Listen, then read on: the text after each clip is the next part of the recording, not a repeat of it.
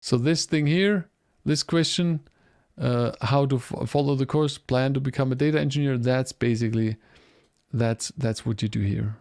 You learn the fundamentals, of a data science platform, what do you need, then you go through the tools, through not all, a selection of tools, then build a project, document it, and that's the same thing I do for the academy.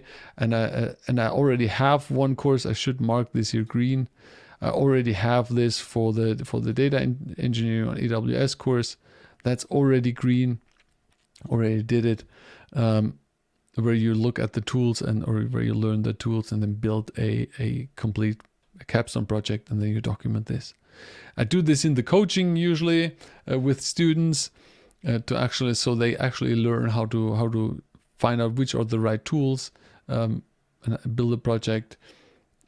Yeah.